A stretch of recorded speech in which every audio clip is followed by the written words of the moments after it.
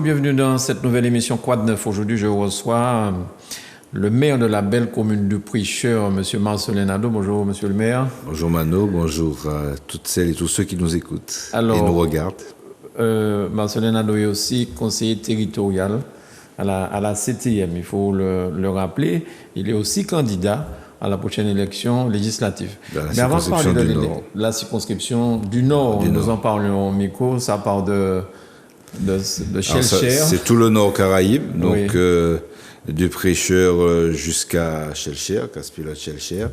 C'est aussi tout le Nord Atlantique, c'est de Grand-Rivière jusqu'à Sainte-Marie, et avec en plus Saint-Joseph. Saint-Joseph qui est rajouté. C'est vrai qu'on peut se poser des questions. Il y a une telle différence de ces deux côtés de la Martinique, mais bon, c'est le découpage électoral. C'est un découpage qui était fait sur des bases strictement démographiques, mais sans tenir compte peut-être de ce qu'on pourrait appeler des bassins de vie avec des éléments, on va dire, plus sociologiques de circulation et de communication. Mais ça porte bien son nom, c'est un vrai découpage. On voit l'image avec le... Après, il est vrai que quand on parle de députés, c'est vrai que la circonscription n'est qu'une circonscription d'élection. Oui, parce qu'on est député c'est normal, surtout dans le Nord, quand on est élu par des gens, qu'on s'occupe plus particulièrement d'eux, ça va de soi. Mais normalement, dans l'esprit même de la Constitution, et la circonscription est une circonscription d'élection. Donc c'est pour ça que des fois, ça excuse des découpages un peu aberrants. Oui. Mais je me rappelle, quand Anicet Turini était député, on disait... Oui, c'était un autre découpage. C'était le centre, le Nord Atlantique, c'était, comprenait Saint-Joseph et le Gaumont d'ailleurs. Et de là, vous aviez le Nord Caraïbe qui comprenait toutes les communes du Nord Caraïbe avec en plus une partie de Fort-de-France. L'autre partie de Fort-de-France étant... constitue une circonscription avec le Lamentin. Avec le Lamentin, oui. Mais on disait à l'époque d'Anicet Turini, c'était le député de la banane. Parce qu'il s'occupait effectivement beaucoup des problèmes de bananes dans le Nord. C'est surtout parce qu'il s'occupait beaucoup plus de bananes qu'on disait que c'était le député de la banane. Peut-être pas par rapport à la circonscription elle-même. C'est clair. Encore que dans le Nord Atlantique, c'est vrai que l'activité banane est une activité très importante. C'est ça. Mais avant de parler d'élection, monsieur le maire, je voulais vous poser une question sur l'érosion, sur ce qui se passe comme dans beaucoup de communes, mais singulièrement chez vous, au Prêcheur, où la mer a mangé déjà effectivement beaucoup de combien de mètres à peu près? Alors, ça dit que par endroits, comme en Belleville par exemple, où le phénomène est le plus prononcé, en 60 ans, nous avons perdu à peu près 100 mètres. 100 mètres. Et par endroits, c'est vrai que l'on voit, c'est visible à l'œil nu, des maisons qui étaient là, il y avait des commerces, on a vu vraiment le territoire se rétrécir. Et ce que nous nous sommes dit, alors c'est vrai qu'il y a une loi d'août 2021 qui a appelé très rapidement climat résilience, qui pose ce problème de comment justement aider à réaménager par rapport au phénomène d'érosion côtière. Alors c'est très intéressant parce que la plupart des communes littorales de la Martinique sont concernées par un décret donc, qui vient d'être pris, ce qui donnera des moyens supplémentaires aux maires d'intervenir en termes de préemption. Il y a aussi des modalités d'indemnisation, de relocalisation. Mais ce qui manque essentiellement par rapport à cette loi, ce sont les moyens financiers. Donc il y avait une proposition de loi qui avait été faite d'ailleurs par un certain nombre de députés de la majorité sortante de constituer un fonds qu'ils appelaient le FEC, le fonds de l'érosion côtière, de manière à financer justement tous les projets. Nous sommes très intéressés par l'évolution de cette loi parce que, comme vous le savez, au Prêcheur, aujourd'hui, nous avons lancé avec l'Agence des 50 pas géométriques et l'ADL Martinique, qui est un organisme au niveau central qui s'appelle PUCA, Plan Urbanisme, Construction, Architecture, un vaste projet de recomposition urbaine qui consiste essentiellement à faire monter les zones de construction ou les zones habitées de la frange littorale jusqu'aux Mornes, à partir d'ailleurs d'un équipement qu'on appelle refuge, qui sera une école au niveau du bourg du Prêcheur. Alors, c'est vrai qu'on dit les 50 pas géométriques, on dit aussi les 50 pas du roi. Oui, on disait. On disait. Comme il n'y a plus de roi. Il n'y a plus de roi. Donc, non, mais ce que je veux dire par là, c'est vraiment, ça appartient à l'État. Tout à fait. Donc, c'est l'État qui devrait peut-être mettre les moyens conséquents pour pouvoir essayer de juguler ça. Alors, c'est-à-dire que c'est vrai que ici, les 50 pas géométriques, on m'a dit que c'est une extension du domaine public maritime, qui est, un des domaines, je veux dire, relevant des pouvoirs régaliens de l'État. Et c'est vrai que bon, l'État, vous savez, avec sa conception, la conception néolibérale, qui jusqu'à présent préside aux modalités de gouvernance de l'État français, l'État essaie au maximum de se désengager. Et l'État devient une sorte d'État prescripteur. Il dit ce qu'il faut faire, mais il ne donne pas les moyens de faire. Ouais. Alors, c'est pour ça que nous suivons avec beaucoup de vigilance et d'attention ce problème du financement, parce que c'est vrai qu'il y a beaucoup à faire, ça coûte très cher. Et aujourd'hui, nous sommes très accompagnés par différents partenaires. Et le combat, il est aussi financier. C'est-à-dire, quand on a une école refuge, l'école refuge ne peut pas être construite au prix d'une école normale. C'est ça. Donc, ça veut dire qu'on double le budget. Donc, si on double le budget, il faut trouver les moyens.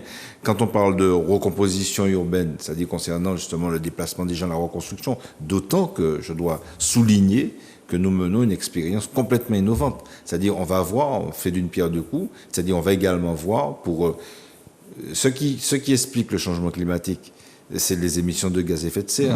Tous les transferts de marchandises, les déplacements de marchandises, parce que ça se fait en bateau, c'est hyper polluant. Donc nous sommes des citoyens du monde très concernés par ce problème du changement climatique parce qu'on est frappé de plein fouet par les cyclones, etc. Donc nous apportons aussi notre contribution à travers ce projet parce que nous essayons de développer une expérience de construction de maisons à partir de matériaux que nous pouvons trouver dans notre pays. C'est le cas d'éléments végétaux comme le bambou, comme le bois. C'est le cas également, comme les sargasses qu'on pourrait par ce biais recycler.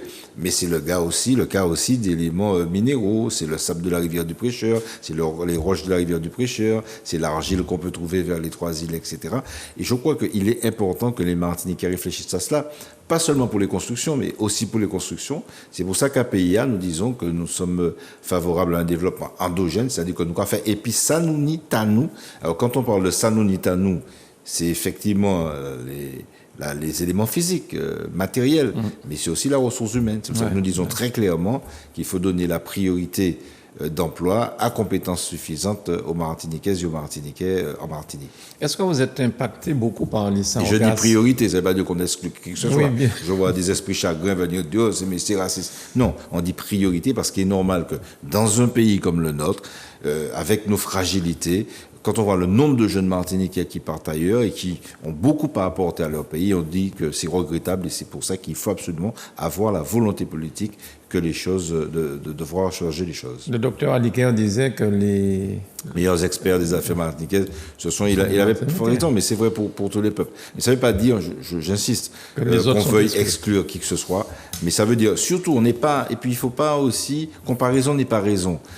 Quand on dit aux gens qu'il faut une priorité en Martinique d'embauche, par exemple, des Martiniquais, ils nous disent, ouais, mais quand ça se dit en France, c'est le Front National et l'extrême droite, le Rassemblement National aujourd'hui, et l'extrême droite qui le dit. Mais c'est pas la même chose. Nous sommes un pays dominé. La France est une puissance mondiale qui, au contraire, a été conquérante, colonisatrice. Aujourd'hui, qui contrôle un certain nombre de pays par le biais d'un système néocolonial. Donc c'est une puissance, la France. Nous ne sommes pas une puissance, mais nous sommes plutôt, comme l'aurait dit Patrick Chaboiseau, un pays dominé. Donc en tant que pays dominé, nous devons être très très prudents et des fois, les revendications que nous portons chez nous sont émancipatrices. C'est le cas, par exemple, du respect du peuple martiniquais, de sa protection. Lorsque c'est un nombre de revendications portées par certains dans des pays qui sont des puissances, comme la France, eh bien, ce sont des discours régressifs, réactionnaires, et qu'il faut absolument bannir. Ouais. Vous n'êtes pas tellement impacté par le phénomène des sargasses au Prêcheur? Non, heureusement, mais je suis quand même très solidaire parce que je suis d'une commune côtière, donc je suis un homme de la mer. Et c'est vrai que le sort de certain nombre de communes en Martinique, que ce soit au nord ou au sud, me paraît quand même très préoccupant parce que c'est vrai que les sargasses, ça fait des dégâts sur la santé des personnes, ça fait des dégâts sur les biens des personnes, ça fait des dégâts sur l'écosystème. Et là aussi, je dois dire qu'il n'est pas normal que là aussi, et encore sur des sujets aussi graves, que l'État français se désengage.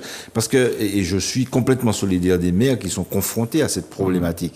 Parce que lorsqu'on laisse les sargasses sortir de très loin pour venir échouer dans la bande des Trois on attend qu'elle soit dans la bande des 300 mètres, qui relève de la compétence des maires pour dire c'est aux maires de faire le nécessaire. Non, je crois que s'il faut absolument que les maires, je crois qu'aucun maire en Martinique n'a jamais baissé les bras sur quoi que ce soit, quoi qu'on dise. Et que les maires s'associent d'ailleurs avec les communautés d'agglomération et avec la CTM pour essayer de régler le problème. C'est vrai, il faut le faire. Et je crois qu'il y a notamment Cap Nord, il y a une initiative soutenue par la CTM et que j'ai soutenue personnellement qui était très salutaire.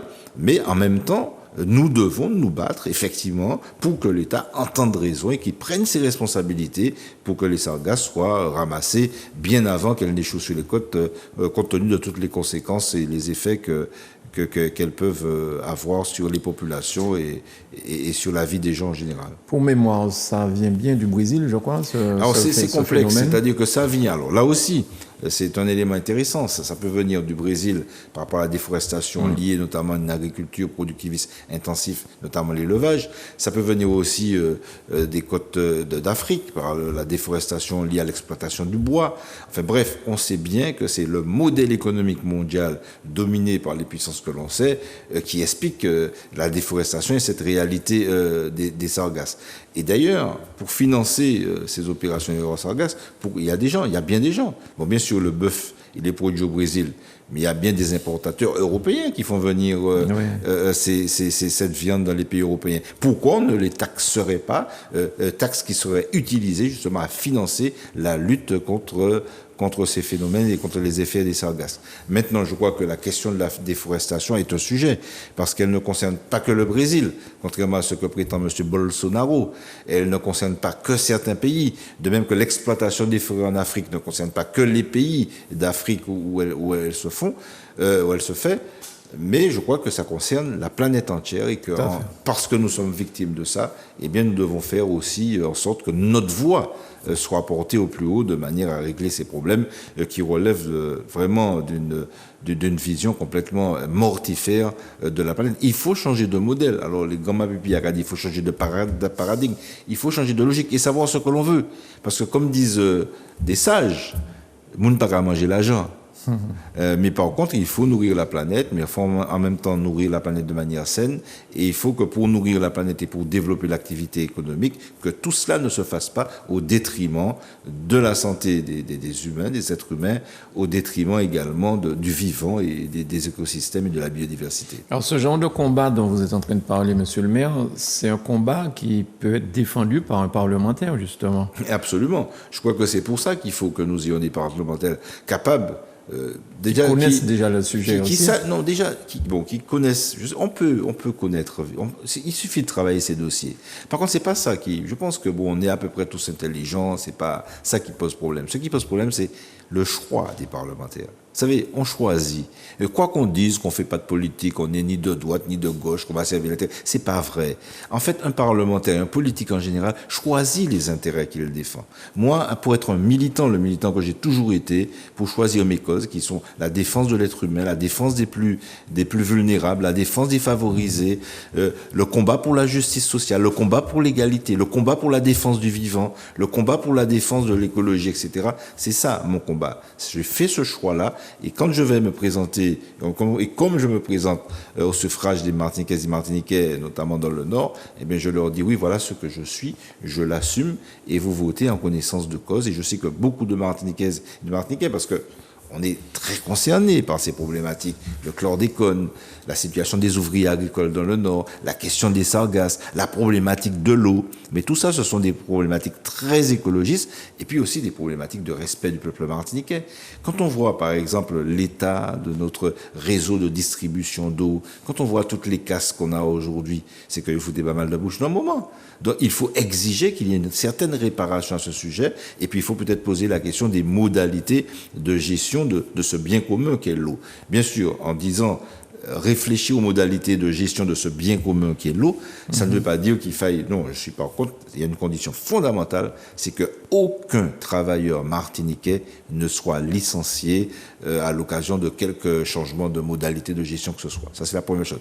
Aucun Martiniquais ou aucune Martiniquaise ne doit être licencié. Aucun travailleur, d'ailleurs, de ces structures ne doit être licencié. Mais en même temps, nous devons effectivement, dans l'intérêt... Enfin, je veux dire...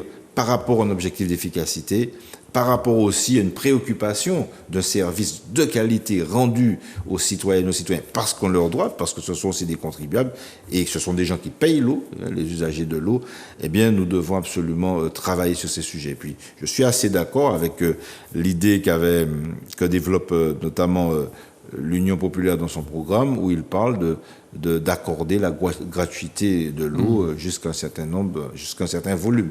Vous voyez, toutes ces questions, oui, avec bon, monsieur. Mais monsieur le maire, je recevais tantôt quelqu'un ici à Azok Télévision, monsieur Florent Grabien, qui me disait que tout le monde parle par rapport à la chlordécone du cancer du côlon, du cancer, non, pas du côlon.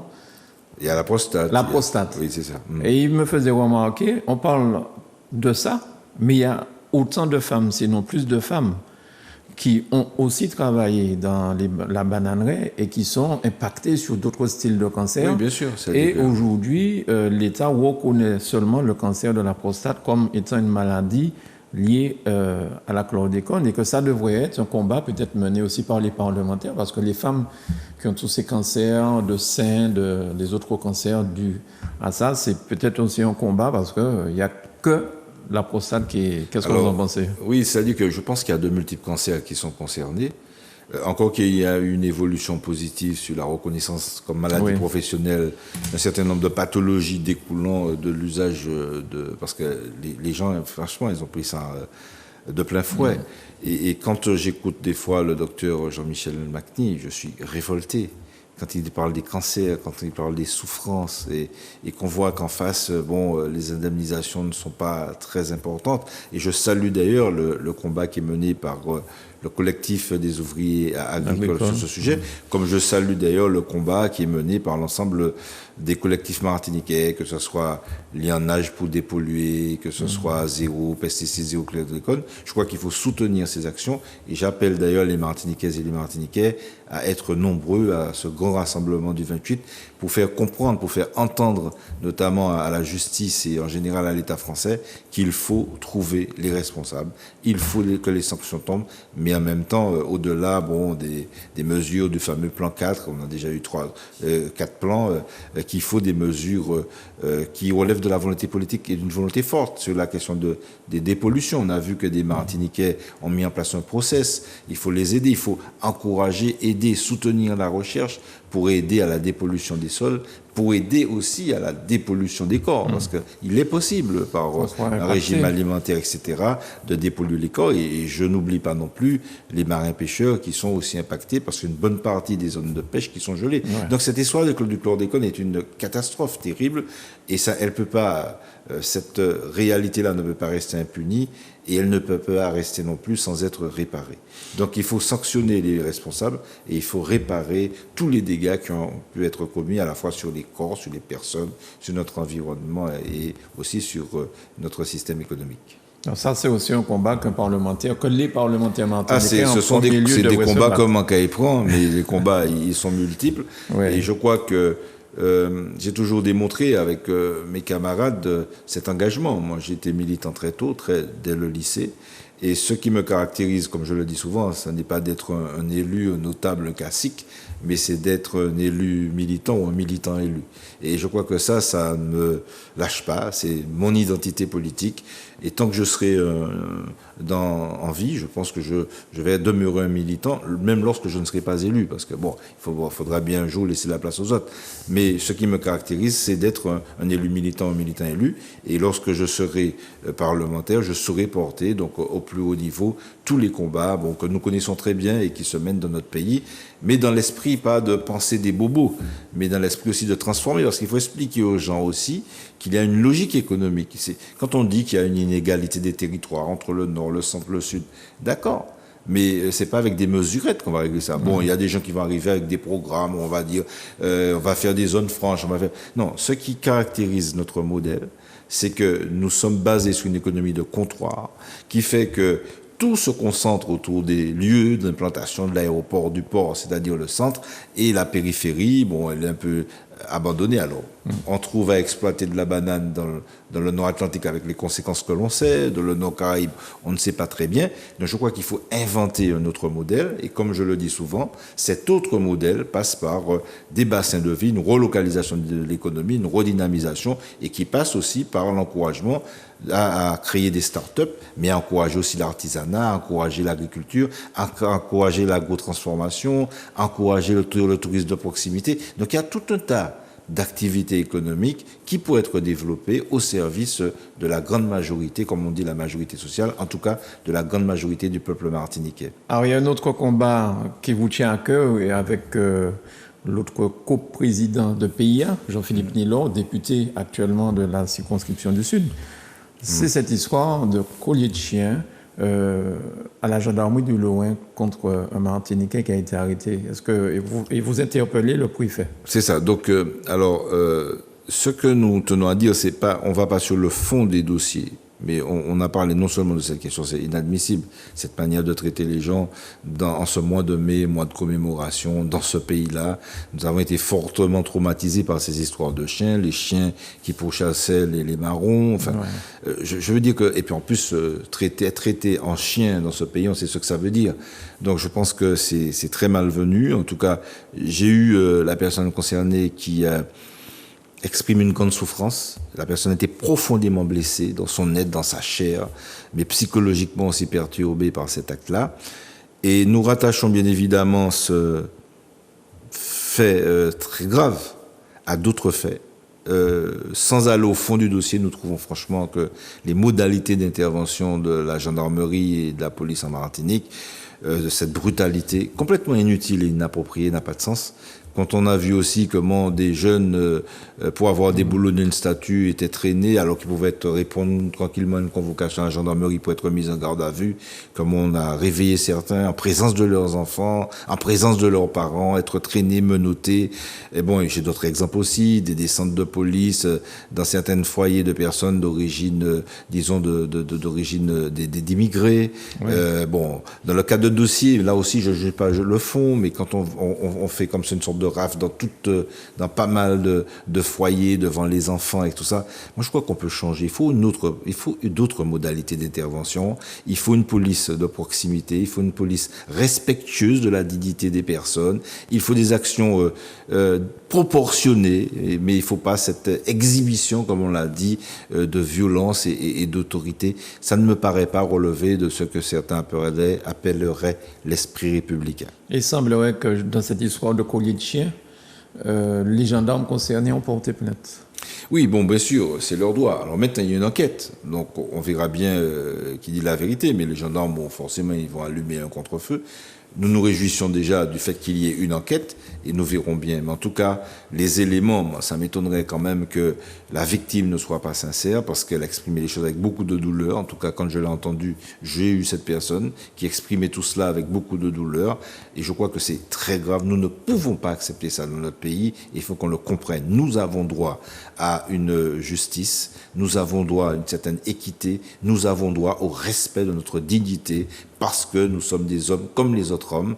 Tout le monde, c'est moun et nous sommes des humains. Et je crois que nous devons suivre en cela la voix de gens comme Aimé Césaire, comme Frantz Fanon, comme Glissant, qui, pour l'humanité, ont plaidé pour le respect de la dignité humaine. Donc, en tant que Martiniquais, nous devons de faire respecter notre dignité parce que nous devons être regardés à hauteur d'homme. Je crois que c'est fondamental et c'est tout le sens de notre courrier et c'est tout le sens de l'appel parce que c'est pas l'affaire simplement de Marcelin Nadu et de Jean-Philippe Nilor. À notre avis, ça devrait concerner tous les élus martiniquais et au-delà, tous les citoyennes et tous les citoyens martiniquaises et martiniquais conscients, parce qu'il en va de notre dignité. On ne peut pas laisser faire ça. Parce qu'on a l'impression, en fait, à travers justement ces quelques exemples, quand je vois comment aussi, sur des modalités d'intervention de certains services de l'État, sur des NAS, comment est-ce qu'on peut pas expliquer aux pêcheurs qu'il faut pas mettre des NAS? Est-ce qu'on peut pas envisager une police de proximité? Mais on prend des NAS, on confisque, on écrase. Enfin, je pense qu'il faut sortir de cette logique un peu brutale parce que ça, c'est de notre temps. C'est complètement archaïque comme modalité d'intervention. Et nous sommes au XXIe siècle. les gens, il faut dialoguer, il faut ouvrir des espaces. Alors bien sûr qu'il y a des conflits, bien sûr qu'il y a des oppositions de riverains à des aménagements, bon, sans aller dire qui a tort, qui a raison, mais quelles que soient justement les raisons d'une action, les gens ont droit d'être écoutés, ils ont droit à des espaces de dialogue, et je crois beaucoup aux vertus du dialogue, et c'est ce à quoi nous aspirons. C'est une autre forme d'État et d'intervention, une autre forme de police, et je crois qu'il y a beaucoup de policiers et de gendarmes qui partagent d'ailleurs cette vision, parce qu'il y a un syndicalisme policier aussi qui pose ces problématiques de modalités d'intervention de la police. Moi, on n'est pas contre la police, ça a du sens dans une société, c'est fondamentalement nécessaire, mais j'ai toujours milité, j'ai même des enseignants, quand j'étais étudiant de droit, qui m'ont transmis aussi ces valeurs, la nécessité, quel que soit le pays, parce que la République, ça ne se limite pas à la France, la République est un principe universel. Il faut dans tous les pays du monde une police républicaine. Je crois que c'est fondamental. Merci beaucoup, Marcelin Nadeau. Je rappelle que vous êtes maire du Prêcheur. Vous êtes aussi le coprésident du groupe PIA, du mouvement PIA. C'est un mouvement, c'est un... Enfin, c'est un parti politique. C'est un parti politique PIA. Bon, la distinction, la distinction entre parti, mouvement, enfin, c'est de la terminologie. Mais pour moi, si je me base sur la sociologie politique, c'est un parti politique. Un parti politique. Et il y a beaucoup de mouvements qui s'appellent mouvements, qui disent qu'ils ne sont pas des partis, mais qui demeurent des partis. Voilà. Et les partis, moi, je crois que tout le monde maintenant semble dénigrer la notion de parti. Non, les partis ont une fonction, une mission fondamentale, notamment de contribuer au débat dans l'opinion et de formation de l'opinion et de sélection un petit peu des candidats. Voilà. Parce que ce qu'il ne faut pas aussi, je me permets de le dire, il ne faudrait pas non plus qu'on soit dans une société et que, bien sûr, toute candidature est légitime. Qui veut se présenter, se présente. Mais il est mieux que la parole d'un candidat soit une parole collective et ce qui va redonner cette possibilité d'une parole collective, eh bien, c'est aussi en quelque part des partis. Et moins ils sont municipaux et communaux, mieux ça vaut pour le pays Martinique. Merci beaucoup, Marcelin Nadeau. Merci bien. Merci. Merci à Manuela pour la réalisation. Merci chez vous pour nous avoir suivis. À très vite sur Zouk TV.